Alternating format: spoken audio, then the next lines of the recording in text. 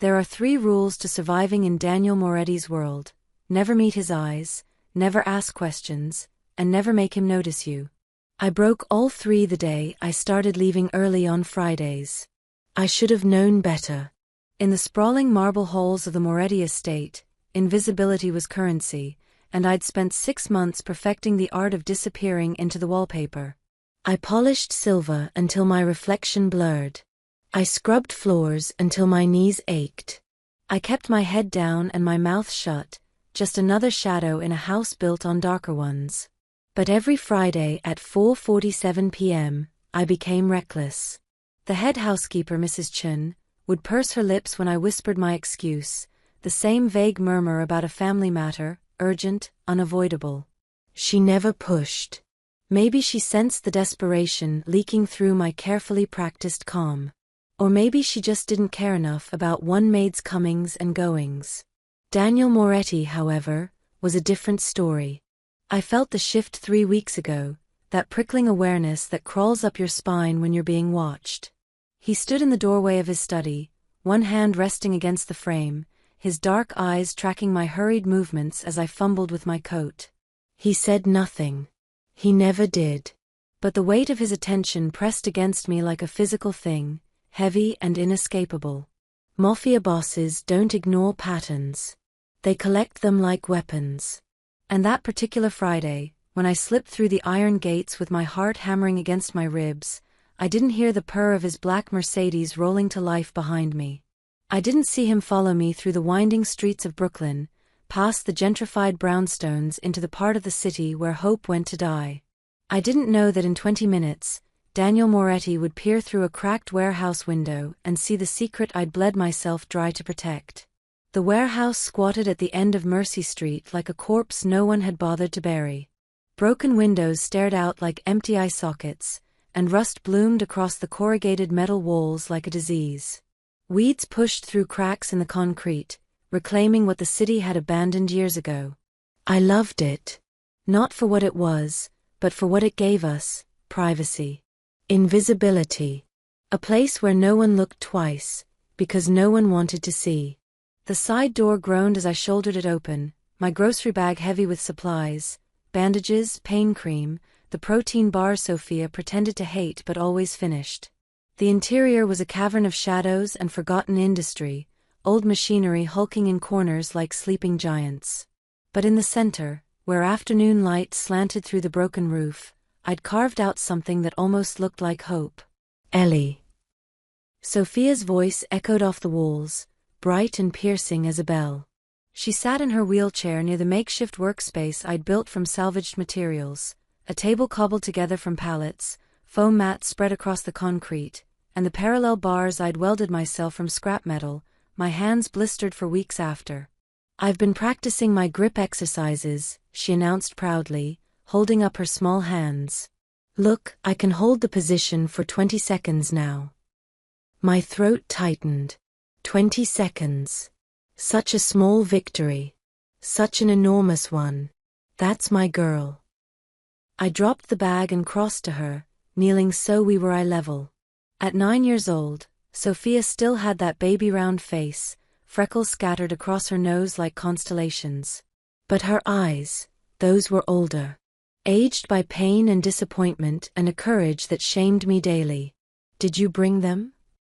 Her gaze darted to the bag, hungry with anticipation. "I brought them."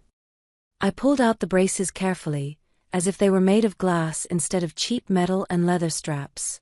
They weren't pretty. Hell, they barely qualified as medical equipment. But they were ours, bought with money scraped from tips and skipped meals, adjusted and readjusted until my fingers bled. The doctors had been clear: Sophia would never walk again. The spinal damage from the fire was too severe, the nerves too compromised. They'd offered wheelchairs and pity and the kind of sad smiles that made me want to scream. I'd offered Sophia something better: refusal. "Okay, baby. Let's get you strapped in." The process was familiar now, almost meditative. I lifted her from the wheelchair, she weighed nothing, all bird bones and fragile hope, and carried her to the parallel bars. Her legs dangled uselessly, but she wrapped her arms around my neck with fierce determination. "I'm ready," she whispered against my shoulder.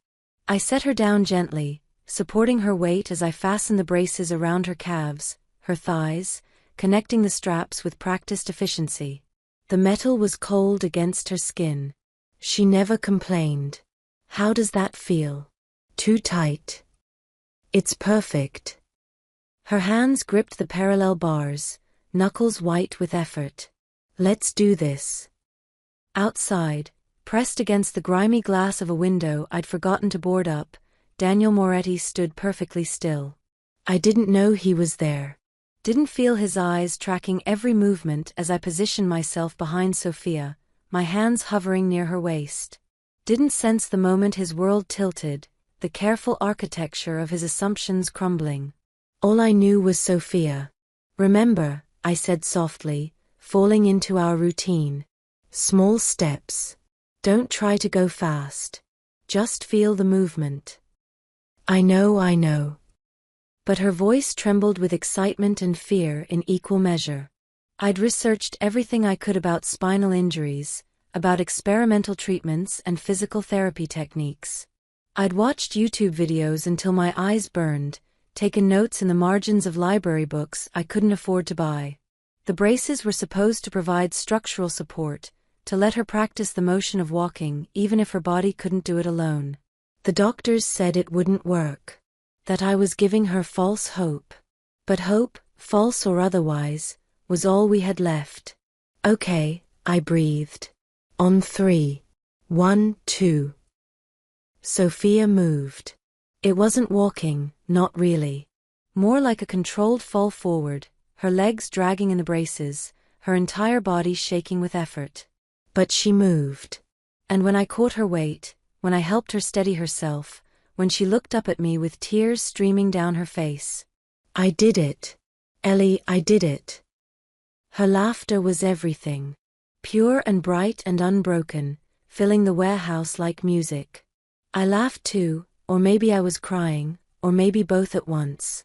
My baby sister, who'd been told she'd never stand again, was standing.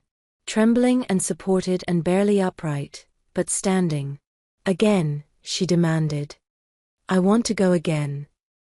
We practiced until sweat soaked through her shirt and my arms ached from supporting her weight. Each attempt was agony and triumph compressed into seconds. Each time she moved forward, even just inches, was a small miracle I stored against the darkness. Between attempts, she chattered about everything and nothing. A book she was reading. A bird she'd seen through the window that morning.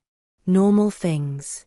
Beautiful, mundane, normal things that made me forget, just for a moment, that we were hiding in an abandoned warehouse because the world outside was too dangerous.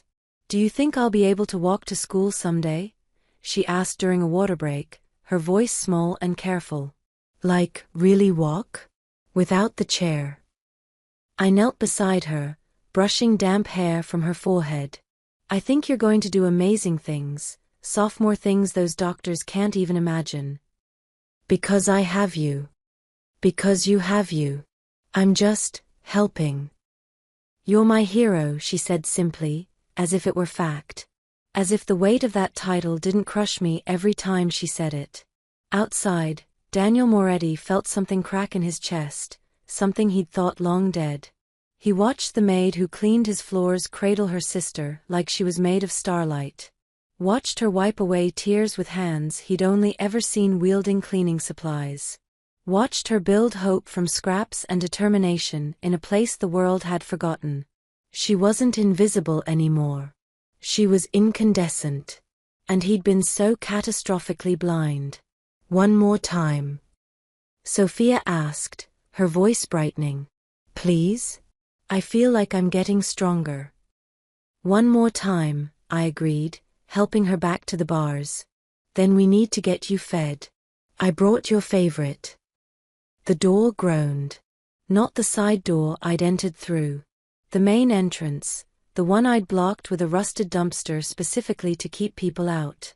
My blood turned to ice. Sophia's eyes went wide, her grip tightening on the bars. "Ellie."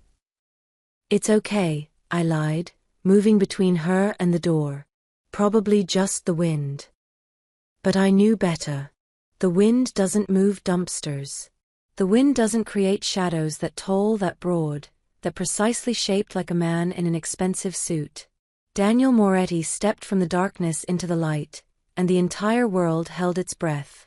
His face was unreadable, that carefully blank expression he wore like armor. But his eyes, something moved in those dark depths. Something I couldn't name and didn't dare hope for. Mr. Moretti. My voice came out strangled. I can explain. You should have told me, he said quietly. And everything I'd built, every secret, every careful lie, every desperate plan, shattered at my feet. The silence stretched like a blade between us. Sophia's breathing was the only sound, quick, frightened little gasps that made my protective instinct scream. I shifted, blocking her completely from Daniel's view, even though I knew it was useless. He'd already seen everything. Already knew. Elena. His voice cut through my panic, sharp and controlled. Step aside. No. The word escaped before I could stop it, before survival instinct could override love. Please, Mr. Moretti, she has nothing to do with, this isn't. I said step aside. I'm not going to hurt her. But men like him always said that right before they did. My legs trembled as I held my ground, weaponless and desperate. Behind me, Sophia's small voice wavered, Ellie, who is that? Nobody, baby. Just give me a minute. Daniel moved closer, and I saw it then, the crack in his armor. Not anger in his expression, but something rawer. Something that looked almost like pain. How long? He asked quietly. What? How long have you been doing this? Coming here every Friday, trying to make her walk again. The question wasn't what I expected. It disarmed me, made my carefully constructed lies dissolve on my tongue. 8 months, I whispered. Since I started working for you. And before that? Before that, I worked 3 other jobs trying to afford doctors who all said the same thing, nothing could be done. That I should accept it and move on. My voice cracked. Like she's something to just accept. Like she's not worth fighting for. Daniel's jaw tightened. He looked past me to where Sophia still gripped the parallel bars, her small frame shaking with exhaustion and fear. When his eyes returned to mine, something in them had shifted. Tell me what happened to her. It wasn't a request. But it wasn't a threat either. I glanced back at Sophia, who nodded almost imperceptibly. She understood, even at 9, that secrets had a cost. That sometimes truth was the only currency you had left. There was a fire, I began, the words tasting like ash. 3 years ago. Our apartment, I stopped, swallowed against the memory of smoke and screaming. Our father worked collections for some men. Small-time stuff, gambling debts mostly. But he made a mistake. Skimmed a little off the top, thought no one would notice. They always notice, Daniel said softly. Yeah. I laughed, bitter and broken. They came at night. We were sleeping. Dad tried to fight them off, but there were too many. I couldn't say it. Couldn't voice what they'd done to him while we hid in the closet. Sophia's hand clamped over my mouth to keep me quiet. They made it look like an accident. Faulty wiring, the fire marshal said. But I knew. We both knew. The names, Daniel pressed, his voice harder now. Who were the men? I was 17, I didn't know all the details. Elena. He stepped closer, invading my space with calculated precision. The names. Something in his tone made my spine lock. This wasn't curiosity. This was something darker, more personal. Carlyle, I whispered, pulling the name from memory. Anthony Carlyle was the one Dad worked for. And there was another name Dad mentioned once, when he thought we weren't listening. Vitali. He said Vitali was the real power, that Carlyle was just. Daniel's entire body went rigid. The temperature in the warehouse seemed to drop 10 degrees. His hands, which had been loose at his sides, curled into fists. And his eyes, God, his eyes went dead in a way that made my blood freeze. Luca Vitali, he said, and it wasn't a question. Yes. I think so. Why? Because Luca Vitali is the man who's been trying to kill me for the last 5 years. His voice was ice and fury compressed into words. Because Anthony Carlyle is his dog, and 3 years ago they were expanding into new territory, burning down anyone who got in their way. The pieces clicked together with sickening clarity. You're saying the fire that hurt Sophia was part of a larger war, one you got caught in the crossfire of. Daniel dragged a hand through his dark hair, disturbing its perfect styling. Jesus Christ. You've been working in my house for 8 months, and you never thought to mention this. Mention what? My voice rose, sharpened by fear and exhaustion. That some mob war destroyed my family? That I saved enough money for one decent interview outfit and prayed you wouldn't do a background check too deep? That I've been terrified every single day that someone would recognize my last name and finish what they started? You should have told me, he repeated, and this time there was something desperate in it. Why? The question burst out of me, raw and jagged. So you could fire me? Turn me over to whoever wanted us dead? Use us as leverage? I'm not stupid, Mr. Moretti. I know what you are. I know what men like you do to people like us. I protect what's mine. The words hung in the air between us, loaded with meanings I didn't dare examine. We're not yours, I said quietly. We're nobody. Nothing. Just collateral damage you happened to notice. Behind me, Sophia made a small sound. When I turned, tears tracked down her cheeks, but her chin was lifted in defiance that mirrored my own. We're not nothing, she said, her voice stronger than it had any right to be. Ellie saved me. She saves me every day. Daniel's expression cracked, just for a moment, vulnerability bleeding through before he locked it down again. He looked at Sophia like she was a ghost. Like she reminded him of something he'd lost and could never get back. I had a sister once, he said softly, the confession clearly costing him. Younger than me. She got sick, and I was too busy building my empire to save her. Too consumed with territory and revenge to notice she was dying until it was too late. The warehouse fell silent except for the wind whistling through broken windows. Every time I see you, he gestured at Sophia, then at me, his composure fracturing. Every time I see what you're fighting for, what you're willing to sacrifice, it reminds me that power means nothing if you lose the people who matter. What are you saying? I whispered. Daniel's eyes locked on mine, dark and determined and terrifying in their intensity. I'm saying you should have told me, he repeated, but this time the words carried a different weight. Because I could have helped. Because Vitali and Carlyle are my enemies too. And because, he stopped, jaw working as he fought for words. Because I don't let what's mine suffer alone. We're not. You are now. You are now. The words settled over us like a verdict, final and absolute. I wanted to argue, to push back against the assumption that Daniel Moretti could just claim us like property. But Sophia's hand found mine, her fingers cold and trembling, and the fight drained out of me. What does that mean? I asked carefully, searching his face for the trap I knew had to be there. What do you want from us? Want. Daniel's eyebrow lifted.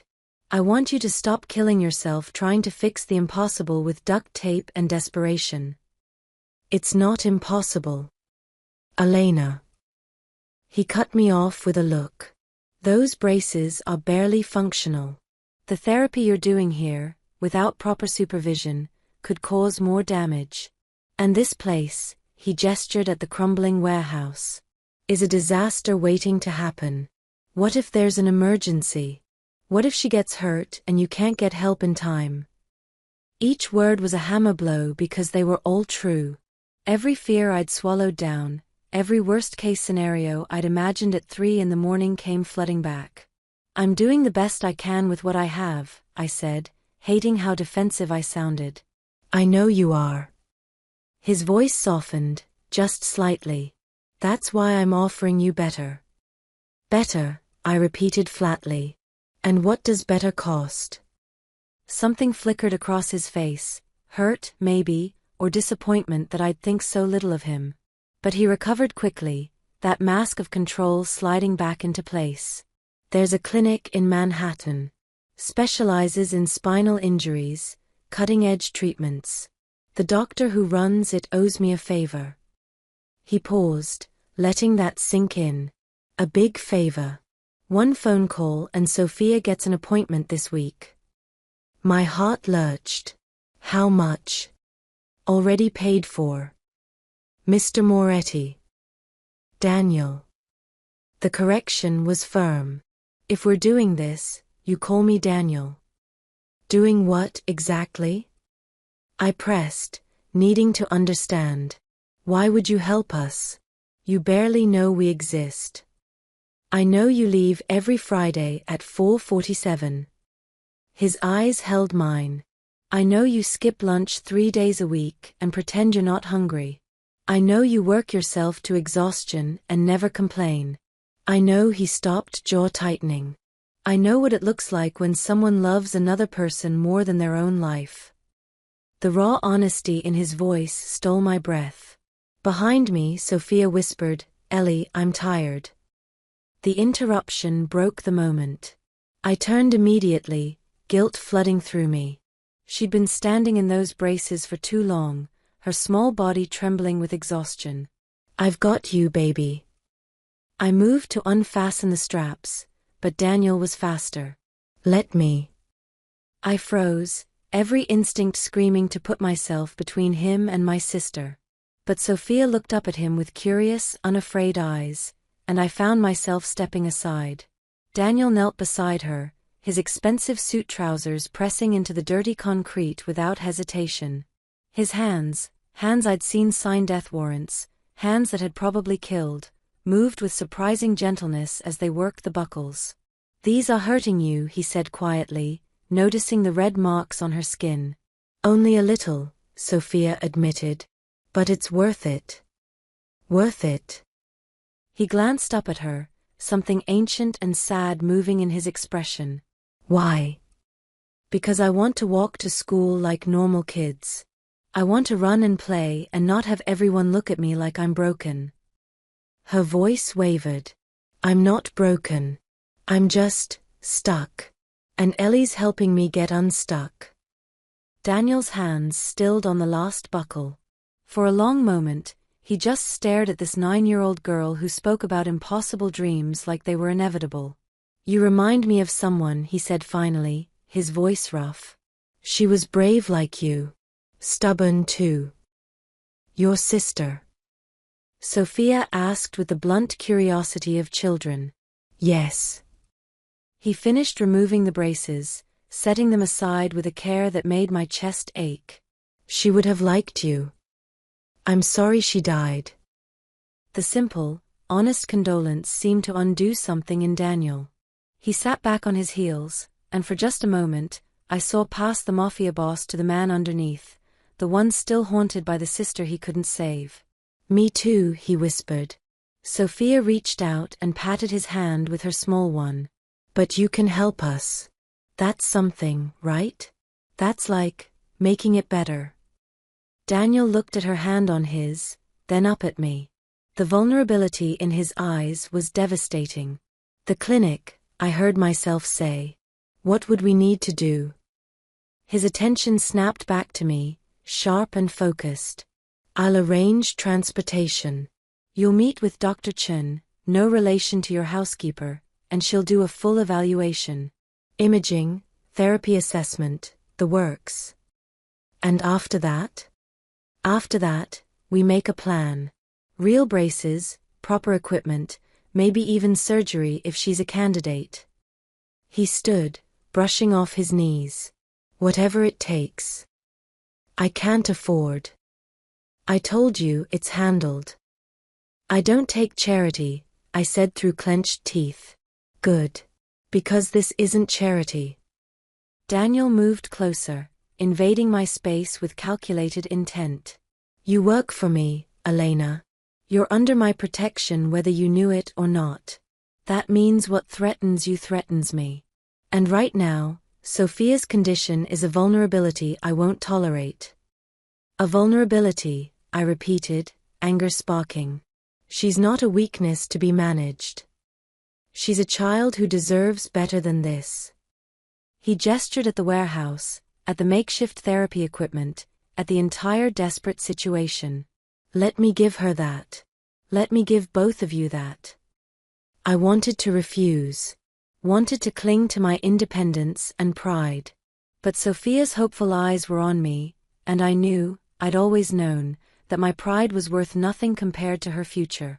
One appointment, I conceded. We see what the doctor says, and then we decide. Fair enough. Daniel pulled out his phone, already typing. I'll have a car pick you both up tomorrow at 10. And Elena. Yes.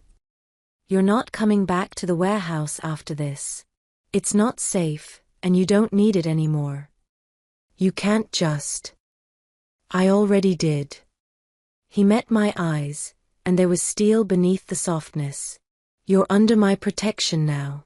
That means you follow my rules. I should have been angry. Should have fought against being controlled, against losing what little autonomy I'd carved out. But as I looked at Sophia, exhausted, hopeful, still gripping Daniel's hand like he was an anchor, I realized something terrifying. I didn't see a monster anymore. I saw a man who'd lost someone he loved and was desperate to save what he'd found in us. A man whose power could be a shield instead of a sword. I saw someone almost human. And that was infinitely more dangerous than his cruelty ever could have been. The appointment with Dr. Chun changed everything. Sophia was a candidate for surgery, experimental, risky, but possible. The braces Daniel ordered from Italy were already being custom-fitted. For the first time in 3 years, the word hope didn't taste like a lie in my mouth. I should have known better. Hope was a luxury people like us couldn't afford. A weakness that painted targets on our backs. It was Friday evening, 6 days after Daniel's promise of protection, when I returned to the warehouse one last time.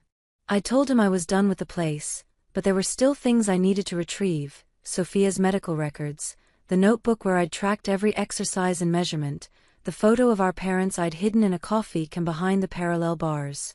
The dumpster I'd used to block the main entrance was moved. My stomach dropped.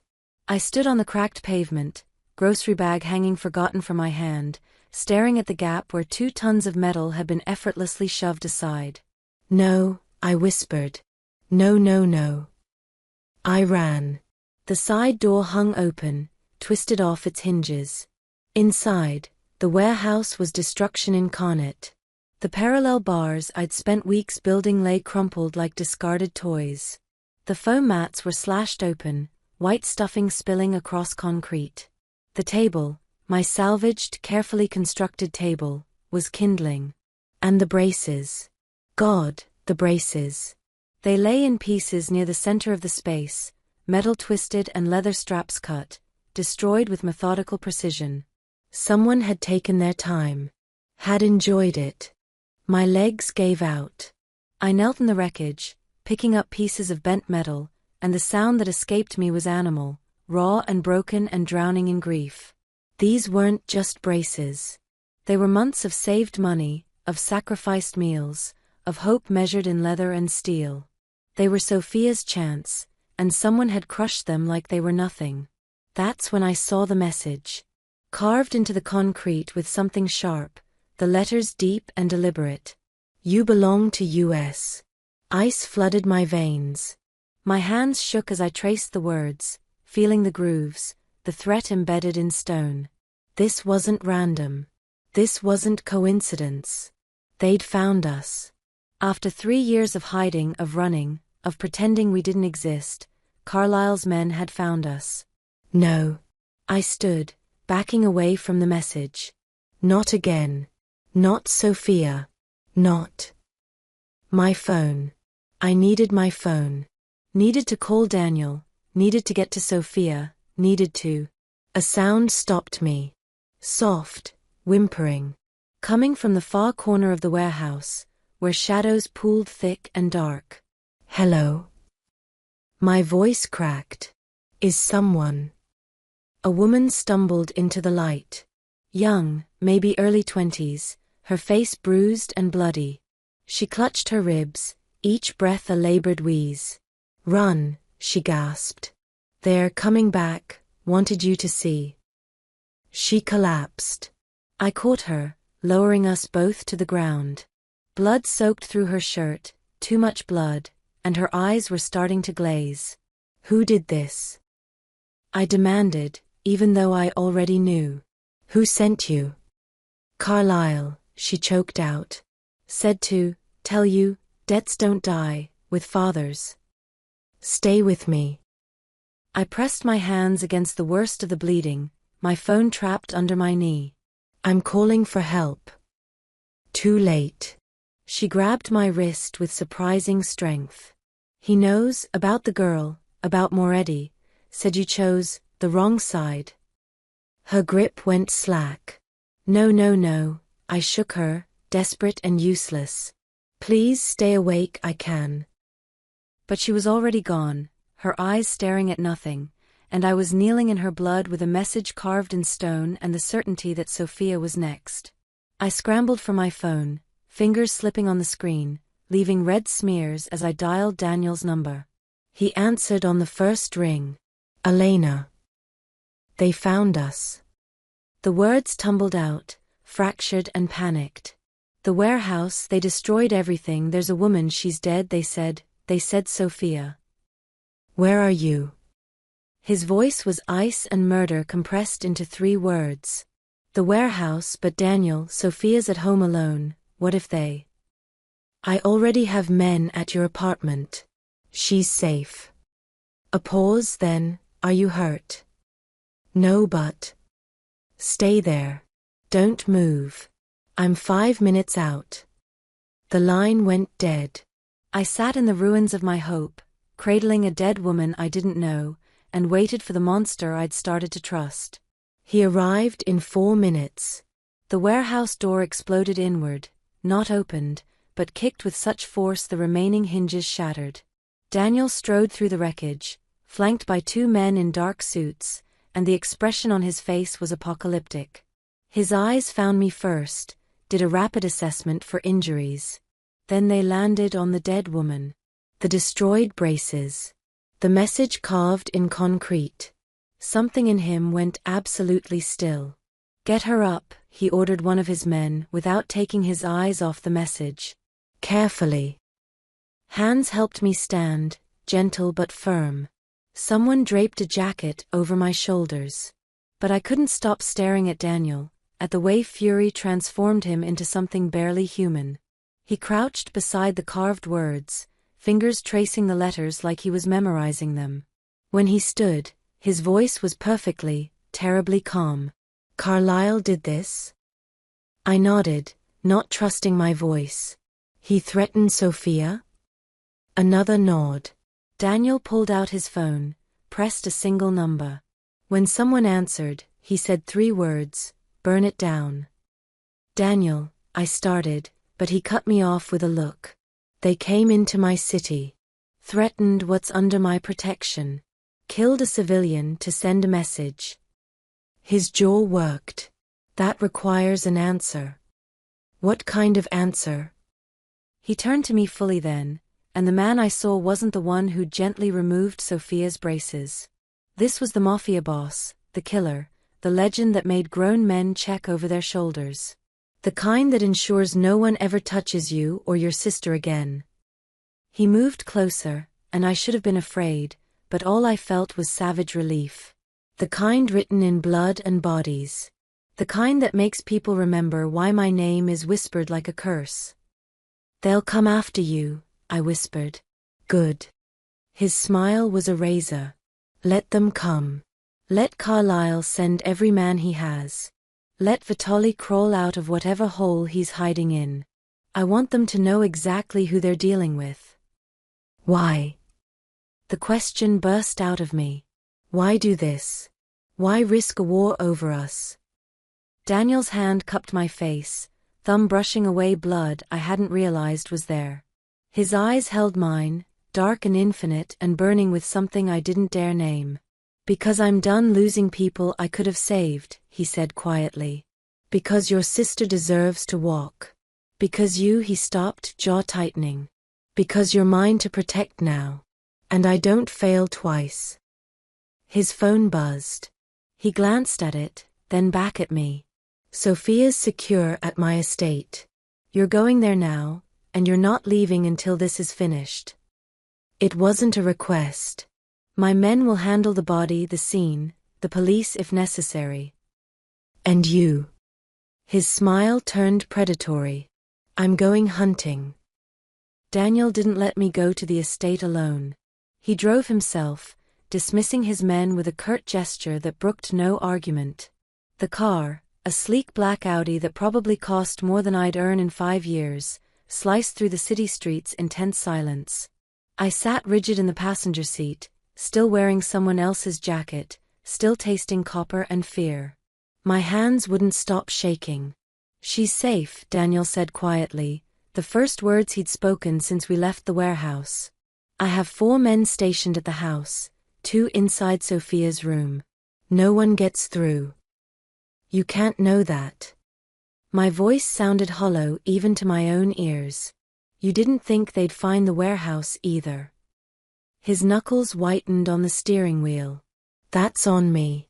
I should have moved faster, should have anticipated. It's not your fault. The words surprised me. This started long before you knew we existed. But I know now. He took a corner too fast, the engine growling. That makes it my responsibility. We fell silent again. The city blurred past, lights and shadows, life continuing on while mine splintered apart. Every block felt like a lifetime. Every red light an eternity where Carlyle's men could reach Sophia before we did. Tell me about her, Daniel said suddenly. What? Your sister. Tell me about Sophia. Not the paralysis, not the braces. Her. The request caught me off guard. I glanced at him, but his eyes stayed fixed on the road, jaw tight with barely contained violence. She loves strawberries, I heard myself say. But only the really ripe ones. She can tell by smell which ones are sweet and which will be sour. A fragile smile tugged at my mouth. She wants to be a veterinarian when she grows up. Says animals need doctors too, and she knows what it's like to hurt. Daniel's expression flickered. She reads above her grade level. Makes up stories about the birds she watches through the window, gives them names and personalities and elaborate backstories. My voice cracked. She never complains. Not about the pain, not about the wheelchair, not about living in a 1-bedroom apartment where she sleeps on a pull-out couch. She just keeps going, keeps smiling, keeps believing things will get better. She has you, Daniel said softly. That's why she believes. I'm not enough. I've never been enough. You're everything. The fierce conviction in his voice made me turn fully to look at him. You kept her alive. Kept her hoping. Built her a future from nothing. That's not enough, Elena. That's everything. The words settled into my chest, warm and foreign and dangerously close to absolution. We pulled through the gates of the Moretti estate, and the house loomed before us, all marble and security and wealth that could crush people like me without notice. A different kind of cage, I thought. A gilded one, but a cage nonetheless. Daniel parked in front, but didn't immediately get out. He sat there, hands still gripping the wheel, and I could feel the war happening inside him. Her name was Isabella, he said finally. I went still. My sister. She was 8 years younger than me. Had this laugh that sounded like music, made everyone around her smile even when they didn't want to. His voice was distant, lost in memory. She got sick when I was 25. Leukemia. The doctors said she needed aggressive treatment, constant care, the best specialists. His hands flexed on the wheel. But I was building an empire. Consolidating power, eliminating rivals, proving I was worthy of the Moretti name. Every day was a war, every decision life or death. I told myself I was doing it for the family, for her future. He laughed, bitter and broken. I was so consumed with being powerful enough to protect everyone that I didn't see I was losing the one person who actually mattered. Daniel. She died in a hospital bed while I was overseas handling a deal. They couldn't reach me in time. By the time I got back, he stopped jaw working. She was already gone. 17 years old. And I wasn't there. The pain in his voice was devastating.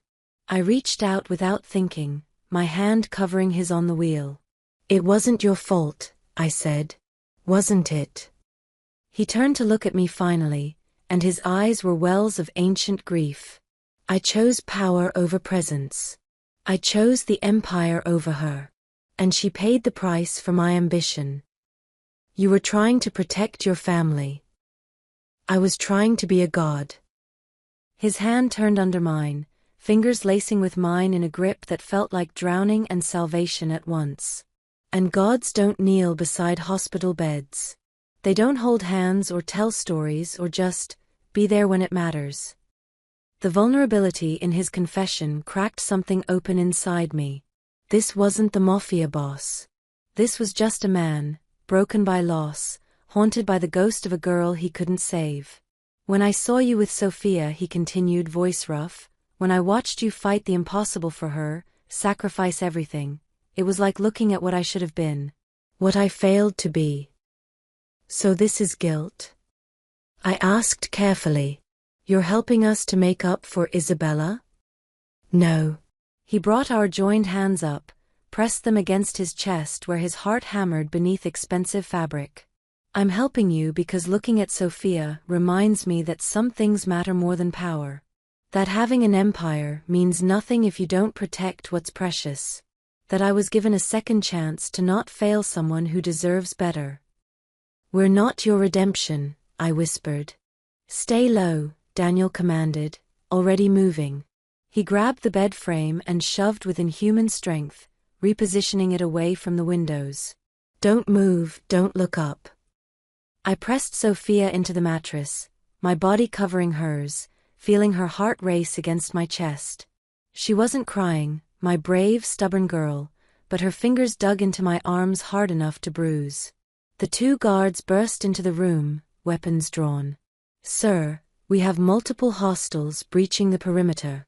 East and west sides. How many? Daniel's voice was ice. At least 12. Maybe more.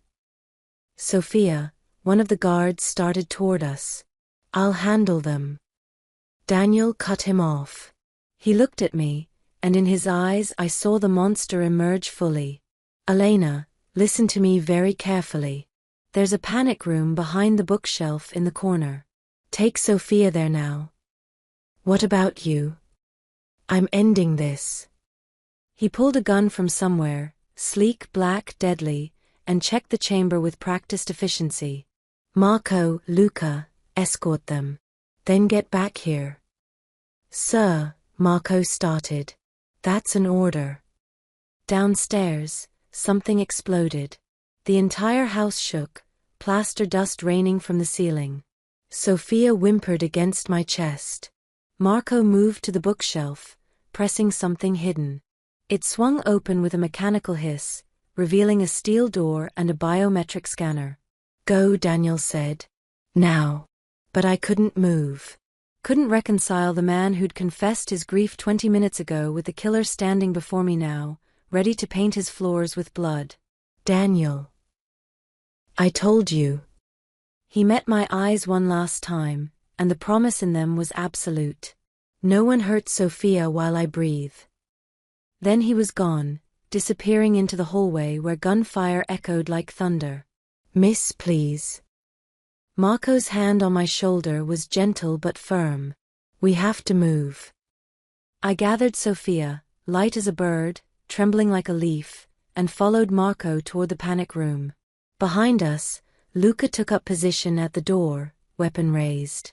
The panic room was exactly what it sounded like: reinforced walls, emergency supplies, monitors showing security feeds throughout the house. Marco ushered us inside, typed a code into the panel. "Lock it behind me," he ordered. "Don't open it for anyone except Mr. Moretti." "Wait," I started, but he was already gone, the door sealing shut with a hydraulic hiss that sounded like a tomb closing. Sophia and I huddled on the floor, and I pulled up the security monitors with shaking hands. The screens showed hell. Men in dark clothing swarmed the grounds, at least 15 that I could count. Daniel's security met them with brutal efficiency, bodies dropping, muzzle flashes lighting the darkness. But there were so many. Too many. One camera showed the main entrance. The front door hung twisted on its hinges, and men poured through like locusts. Another showed the east wing. A firefight in the hallway, Marco and Luca holding the line against impossible odds. And then I found Daniel. He moved through the chaos like death incarnate. No hesitation, no mercy. A man lunged at him. Daniel's gun barked once, twice, and the man crumpled. Another came from behind. Daniel spun, elbow crushing the attacker's throat, weapon firing point blank before the body even hit the ground. He wasn't just defending his home. He was hunting. "Ellie," Sophia whispered against my side. "What's happening?" I couldn't answer. Couldn't tear my eyes from the screen as Daniel cleared room after room, leaving corpses in his wake. This was what I'd avoided seeing all those months working in his house. This was the real Daniel Moretti, not the man who gently removed braces, but the monster who'd built an empire on bones. And he was doing it for us. On screen, 3 men cornered him in the library. I stopped breathing. But Daniel just smiled, cold and terrible, and the screen erupted in violence too fast to follow.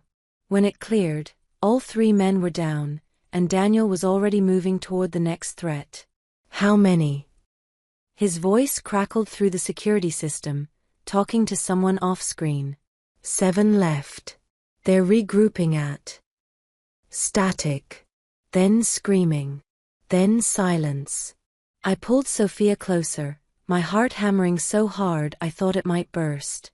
The monitors showed the battle shifting, Daniel's men pushing back, the invaders retreating. But at such cost. Bodies everywhere. Blood on marble floors I'd scrubbed just yesterday. A face appeared on the monitor showing the hallway outside. Pressed against the camera, grinning with bloody teeth. "Come out, little maid," the man crooned. "We know you're in there. We know the cripple's with you. Make this easy." The camera went dark. Sophia's fingernails bit into my arm. "Ellie."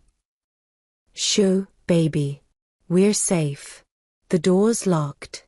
Daniel's. The panel beside the door beeped. Once. Twice. Someone was trying to override the lock. My blood turned to ice.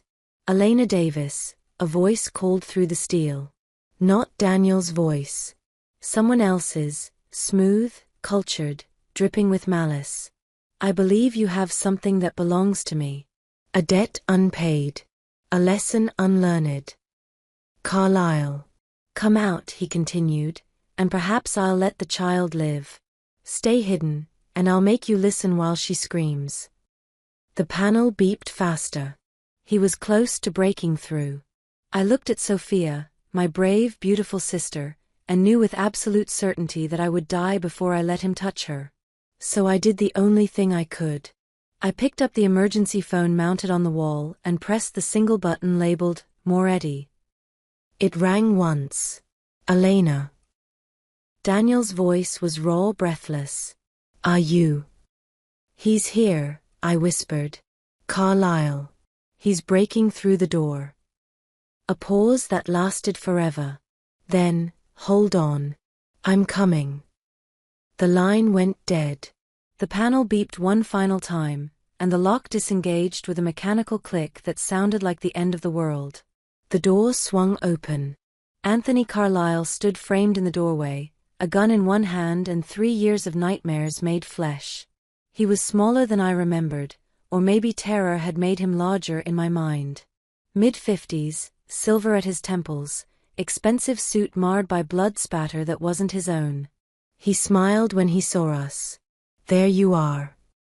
He stepped inside, and 2 men followed, hulking shadows with dead eyes. The Davis girls. I've been looking for you for a very long time. I pulled Sophia behind me, putting my body between her and the gun. My voice came out steadier than I felt. You got your revenge. Our father's dead. The debt's paid. Paid? Carlyle laughed, cold and cutting. Your father stole from me.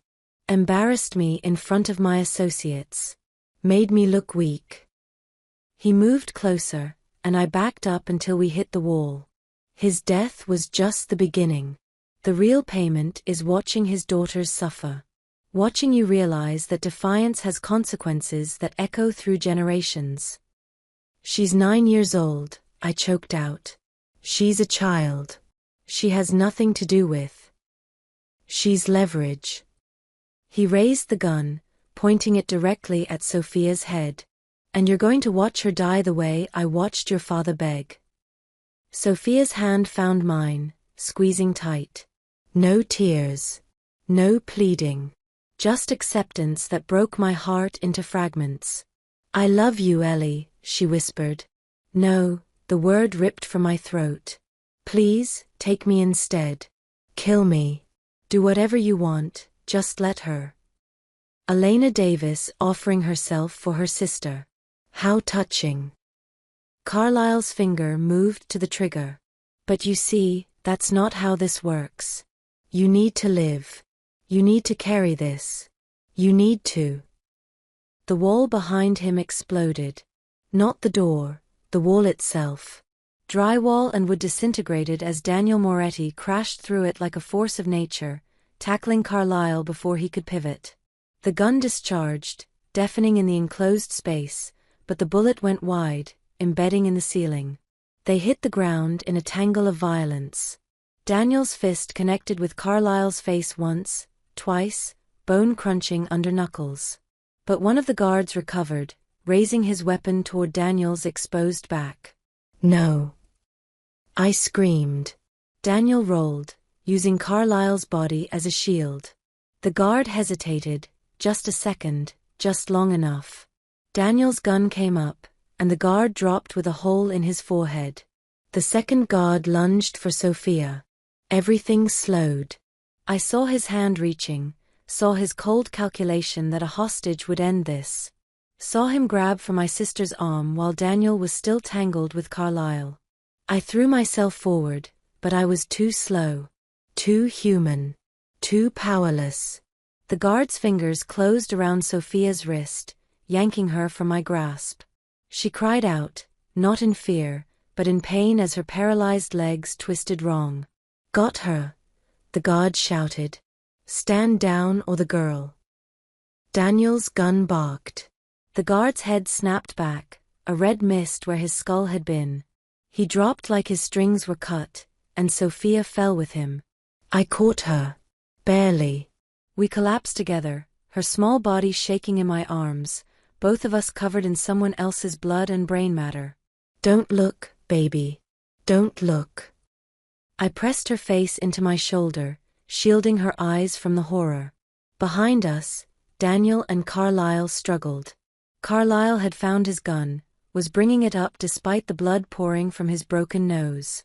Daniel's hand shot out, catching Carlyle's wrist, the weapon aimed at the ceiling. You should have stayed dead, Carlyle snarled. Should have let Vitali finish you years ago. Probably. Daniel's voice was cold. But then who would kill you? He twisted, and the gun's angle changed. Pointed down instead of up. Carlyle's eyes widened with the terrible understanding of his own mortality. For Isabella, Daniel said quietly. For every person you've destroyed. For thinking you could touch what's mine. He pulled the trigger. The sound echoed in the small space, final and absolute.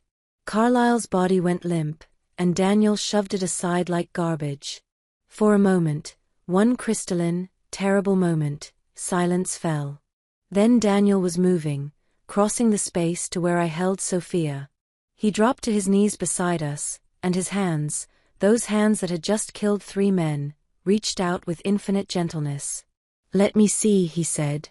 "Let me see if she's hurt." I loosened my grip, and Daniel's fingers carefully examined Sophia's legs, her arms, her tear-streaked face. Blood soaked all of us, but none of it was hers. The realization made something in my chest unlock. "Not hurt," he murmured, more to himself than us. "Not hurt. Safe. She's safe." Sophia stared at him with huge, solemn eyes. "You saved me. Always." His voice cracked on the word. "I'll always save you." His hand moved to her hair, brushing it back from her forehead with such tenderness that tears finally spilled down my cheeks. This man, this killer, this monster, this broken, desperate man, cradled my sister's face like she was made of starlight. "No one will ever touch you again," he vowed, and the ferocity in his voice made it gospel. "Not while I breathe. Not while I have power. Not while I exist." Sophia's small hand came up, touching the side of his face where blood, Carlyle's blood, painted his jaw. She didn't flinch. Didn't recoil. "Does this mean," she asked, voice trembling but hopeful, "that I can keep practicing? With the new braces?" Daniel's composure shattered. He made a sound, half laugh, half sob, and pulled both of us into his arms. Me and Sophia, held against his chest while his heart hammered beneath silk and Kevlar and violence. "Yes," he whispered into her hair. "God, yes. You can practice every day. I'll build you a proper therapy room. Hire the best specialists. Whatever you need. Whatever it takes. Even if I never walk?" Sophia asked. "Even if the doctors are right and I'm always like this?" Daniel pulled back, and the look he gave her was so full of raw emotion that I had to look away. "Even then," he said, "you could stay in that wheelchair forever, and you'd still be the bravest person I've ever met. The surgery, the braces, the therapy, that's not about making you acceptable or whole. You already are. It's about giving you choices. Options. The freedom to try." Sophia's tears came then, silent and steady. "No one's ever said that before." "Then everyone else is an idiot." He wiped her cheeks with his thumbs, smearing blood but somehow making it tender. "You're perfect, Sophia. Exactly as you are." She threw her arms around his neck, and this man, this mafia boss who just killed 3 men without hesitation, held my 9-year-old sister like she was the most precious thing in the world. And I realized with terrifying clarity that she was. To him. To me. To both of us. Marco appeared in the doorway, weapons still drawn. "Sir, the house is secure. We have casualties but," he stopped, taking in the scene. "The bodies. The blood." Daniel kneeling with Sophia in his arms. "Get Dr. Chen on the phone," Daniel ordered without releasing Sophia. "I want her here within the hour to examine Sophia. And get cleaning crews for," he gestured vaguely at the carnage. "Everything." "Yes, sir." Marco disappeared. Daniel finally met my eyes over Sophia's head, and what I saw there stole my breath. Not the monster. Not the killer. Just a man who'd found something worth protecting more than his empire. Who'd chosen love over vengeance, even while drowning in both. "Thank you," I whispered. "Don't." His jaw tightened. "Don't thank me for doing what I should have done the moment I saw you in that warehouse. For being what I should have been for Isabella. You're not doing this for her memory," I said softly. You're doing it because you want to. Because you care. Something flickered in his expression, vulnerability, hope, fear all tangled together. Is that so wrong? He asked. To care. I shifted closer, my hand finding his where it rested on Sophia's back. No. It's not wrong at all. Sophia pulled back, looking between us with the knowing expression of children who see more than adults give them credit for. Are you gonna kiss? She asked bluntly. Sophia. I gasped, heat flooding my face. But Daniel laughed, real laughter, surprised and genuine. Not right now, Piccola. First, we make sure you're okay. Then we clean up this mess. Then. He met my eyes, and the promise in them made my heart stutter. Then we see what happens next. Okay, Sophia said, satisfied.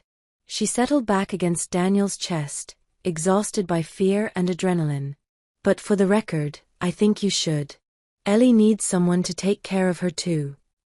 I'll keep that in mind, Daniel said solemnly. And there in a panic room splattered with blood, holding my sister while this dangerous, broken, surprisingly gentle man held us both, I felt something I hadn't experienced in 3 years. Safety. Not the absence of danger. Daniel's world would always be dangerous. But the certainty that we wouldn't face it alone. That someone strong enough to weather the storms would stand beside us. That maybe, just maybe, we'd found our way home. 6 weeks later, sunlight poured through the windows of what used to be Daniel's private study and was now Sophia's therapy room. Gone were the mahogany bookshelves and leather furniture. In their place, medical-grade parallel bars, foam mats in cheerful colors, equipment I couldn't have dreamed of affording. Dr. Chun had designed the space herself, transforming cold efficiency into something warm and hopeful. Ready? I asked, my hands hovering near Sophia's waist. She stood between the parallel bars, wearing the custom braces Daniel had imported from Milan. They were beautiful in a way the old ones never were, sleek carbon fiber and precision engineering, fitted so perfectly they looked like they belonged to her body. The surgeon in Rome had been cautiously optimistic after reviewing her scans. The nerves weren't as damaged as the first doctors thought. With therapy, dedication, and time. Hope. That dangerous, beautiful word. I'm ready, Sophia said, and her confidence had grown alongside her strength these past weeks. No more hiding in warehouses. No more scraping by on nothing. Daniel had hired a private tutor so Sophia could study from home, a kind woman named Mrs. Abernathy who treated her like any other gifted student rather than a tragedy to pity. Physical therapy every morning with Dr. Chun. Occupational therapy in the afternoons. A life built around possibility instead of survival. Remember what Dr. Chun said, I coached, falling into our rhythm. Small steps. Distribute your weight. Let the braces do the work. Sophia's jaw set with determination. Her hands gripped the bars, knuckles white. She lifted her right foot, barely an inch, but she lifted it, and shifted forward. 1 step. My heart lodged in my throat. She paused, breathing hard, then lifted the left. Another step. Then another. Each one more steady than the last, muscle memory and metal working in harmony. Ellie, look. Her voice cracked with wonder. I'm doing it. I'm really doing it. You're doing it, I breathed, tears streaming freely down my face. Oh baby, you're walking. 4 steps. 5. 6. Each one a small miracle that Dr. Chun said shouldn't be possible this soon. But Sophia had always been exceptional at defying expectations. On the 7th step, her leg buckled slightly. I caught her weight, steadying her, and she laughed, pure, brilliant, uncontained joy that filled every corner of the room. Again, she demanded immediately. I want to go again. I can do more. Sophia Davis, you will take a break, Dr. Chen's voice called from the doorway. She'd been monitoring from the observation window, giving us space but staying close. We talked about pacing yourself. But nothing. Water break. Then we do stretches. Dr. Chen's firm expression softened. You did beautifully. 7 steps in the second week with the new braces? That's remarkable progress. Sophia practically glowed under the praise. I helped her to the padded bench along the wall, and she sipped water while chattering about how the braces felt different today, how she thought she could feel her muscles engaging, how maybe she'd be ready for the walker soon. I listened and smiled and tried to believe this was real. That we were truly here, truly safe, truly beyond the shadows that had chased us for so long. The door opened, and Daniel stepped inside. He'd been in meetings all morning, the kind of business I didn't ask about and he didn't volunteer. But he always came afterward, still wearing his suit and that particular tension that said he'd been dealing with his other world. The dangerous one. The one that paid for carbon fiber braces and private tutors and this second chance. How'd she do? He asked, his eyes finding Sophia first, cataloging that she was whole and happy. 7 steps. Sophia announced proudly. Dr. Chen said it's remarkable. Something in Daniel's expression cracked open, that vulnerability he only showed here in this room with us. 7 steps. That's my girl. He crossed to her, and she reached up automatically. He lifted her as easily as breathing, settling her against his hip like they'd been doing this for years instead of weeks. Tell me everything, he said. And she did. Sophia chattered about each step, the way her weight distributed, how the right brace needed a minor adjustment but the left was perfect. Daniel listened with the same intense focus he brought to his business dealings, asking questions, praising her effort. Somewhere in the past 6 weeks, this had become normal. Daniel Moretti, Mafia boss, killer, legend, playing father to a 9-year-old girl who'd stolen his carefully guarded heart. Dr. Chan excused herself tactfully, and suddenly it was just the 3 of us in the sunlit room. Daniel set Sophia back on the bench and knelt before her, eye level. I'm proud of you, Piccola. Not just for the steps. For working hard. For being brave. For being you. Sophia beamed. Then with the blunt honesty of children, are you gonna marry Ellie? I choked on air. Sophia. What? She looked genuinely confused. You said people who love each other get married. And you love Daniel, and he loves you so. That's not, we haven't, I floundered, face burning. Daniel's hand found mine, lacing our fingers together with casual certainty. Would you like that? He asked Sophia. If Elena and I got married? Obviously, Sophia said, as if this was the most basic question in the world. Then we'd be a real family. And you could adopt me, and I'd have a dad again, and we'd all live together forever. The casual way she said it, like permanence was possible, like family could be chosen, made my throat tight. Sophia, I managed, that's not how things work. People don't just. Why not? Daniel's eyes met mine, dark and steady and absolutely serious. Why can't that be how it works? My heart stopped. Daniel. I know it's fast. I know my world is dangerous. I know he stopped jaw working. I know I'm not the safe choice. But I'm the choice that will protect you both with everything I have. The choice that will wake up every morning grateful you're alive. The choice that will build you whatever future you want. Even if that future doesn't include you? I whispered. Pain flickered across his face. Even then. Your happiness, both of you, matters more than what I want. And what do you want?